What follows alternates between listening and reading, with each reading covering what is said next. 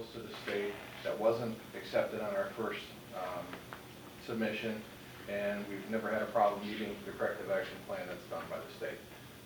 We actually have a perfect score in one of our communities in Washtenaw County, which is really, really rare. I mean, in 2014, no one in Wayne County, Washtenaw County, Kalamazoo County, I mean, it was just, it didn't happen. So that was that particular case. Tax exempt property review indicates that, yes, according to the new AMAR requirements, an approved application documents and inspection dates. And that is correct when they go through and they look at, as a process of the AMAR, to make sure that exemptions are being reviewed in accordance with State Tax Commission guidelines and procedures. We've adopted exemption guidelines before that have been accepted by the state in regards to their AMAR. We can certainly put forth and review the applications that the city currently has and make recommendations and suggestions thereof if we feel that something's necessary or that it's lacking. I don't typically think that's going to be a big issue or situation. It takes a lot of effort. And then of course we have economic condition factors. Economic condition factors is a component of AMAR, but it's kind of assessing speak for how we utilize statistical mass appraisal to essentially provide all of our yearly assessments looking at different geographical areas that all have similar influences on value, so that ECF would be something that we would have to make sure that we have the opportunity to prepare yet before the end of the year, before the end of the assessing cycle. Permits, a report for all open and checkback permits for the last 5 years. We don't know exactly where we're at currently with open permits. That's one of the reasons that we'd like to get started sooner rather than later, so we make sure that we can ensure that nothing's missed, nothing's forgotten about, and we can go back and look at anything that's checkbacks or open so we can get that concluded. Status of all Michigan Tax Tribunal cases. There are a few outstanding entire tribunal cases with the City of Taylor, although there's not very many. And currently we have one small claims and then 3, 6, 9 or 10 full tribunal appeals that are outstanding with the city, which is not very many at all. The one small claims is actually in default. Petitioner's in default right now, so that'll probably go away. A number of the full tribunal cases are, 3 of the cases are with the same taxpayer, and it's a taxpayer which we have a similar appeal in another jurisdiction.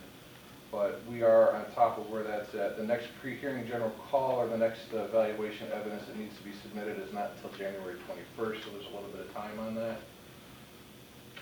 And then we go to status. Quick question. Yes, sir. As far as when the tribunal things come up and that type of activity, everything that we're paying will cover all this, or is there any additional cost of anything that we may have to pay hourly besides what we're paying you now as issues come up? Yes. Okay. So small claims are completely included within the cost or the proposal that we've submitted. If there are full tribunal cases, the way in which we typically handle our full tribunal cases is the vast majority of everything that's necessary we're able to do in-house with our paralegals.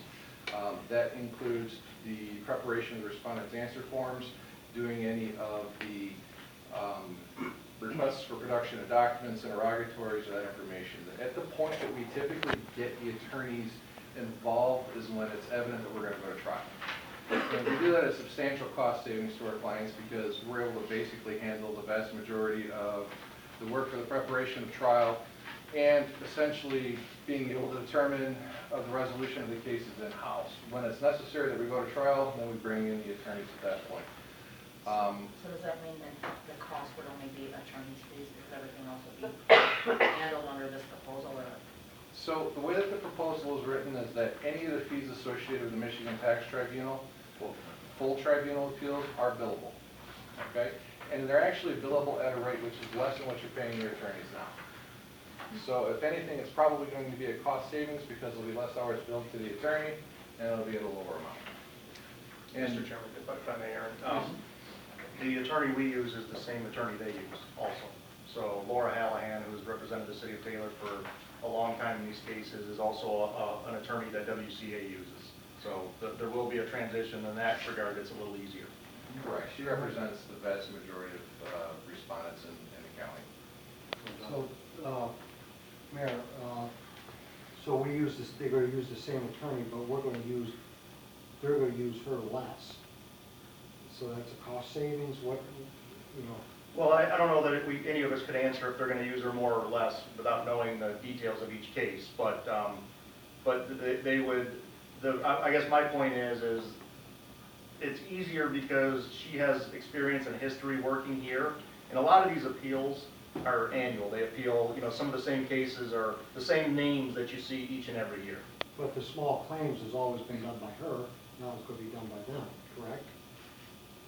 Well, if she's representing small claims, and yes, we would, that's part of our That's part of contract your fee. It's proposal, so included in our. that could be a potential savings. It could be. Well, yeah, I mean, again, rolled into this entire bundle, there could be some in that regard. But most of the full tribunal, it would be, you know, her involvement with WCA as opposed to, you know, the city of Taylor. And one more quick question, how many employees will you be bringing in typically? Typical. So we have catch-up first and foremost, and then we have after catch-up. Catch-up will probably, On average, what are you gonna add, how many is gonna come in here? Because we do have a department that have a couple, you know, people in there, so. Well, those people will transition to different departments. Okay. WCA will assume the entire operation of assessing. So, and how many people would that be roughly? on a daily basis, you're probably looking at anywhere between 2.5 and 4.5 people. Okay. All right, thank you. I got a quick question.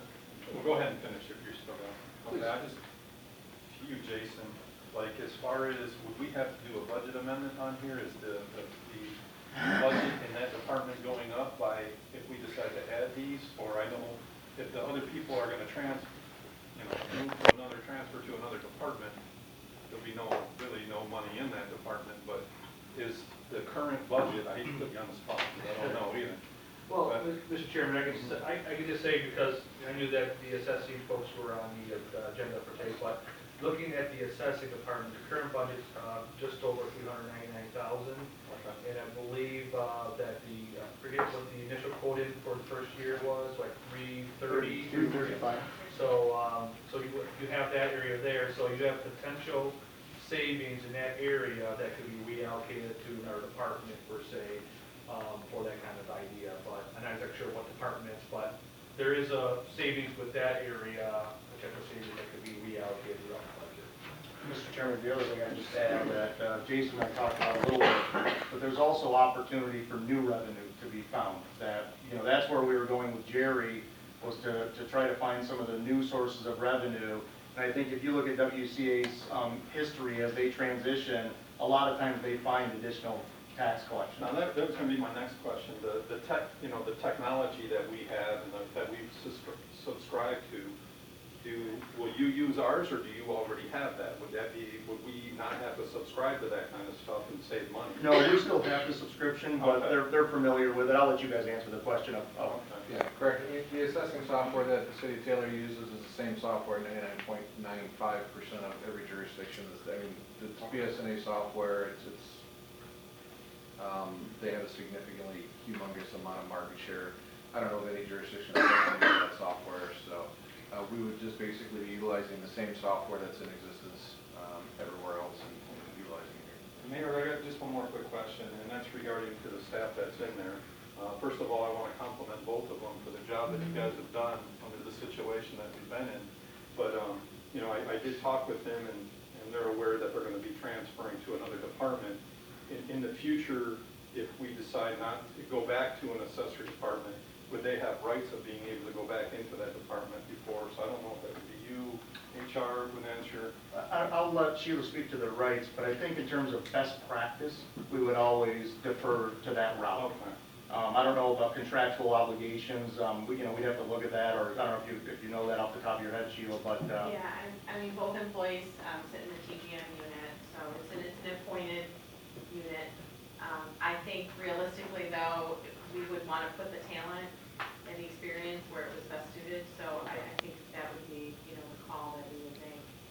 I have a question, I guess, the tax law. Do we have any idea why we're not getting any applicants for that assessor 4 job? Is it maybe the pay too low, or the market, or? From what I understand about the assessing world, and we had some discussion about this when we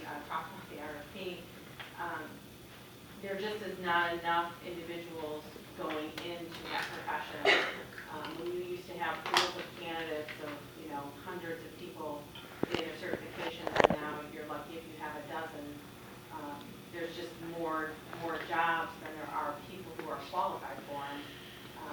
It just becomes a challenge, not only for our community, but I think the other communities that they're servicing as well. There's a very limited pool of candidates, and, you know, competitively with our compensation, you know, I think the candidate that we spoke to in the interview process, I mean, I think we were pretty close to what, you know, they were looking for. I think sometimes it's just there's options. People have different options to pursue.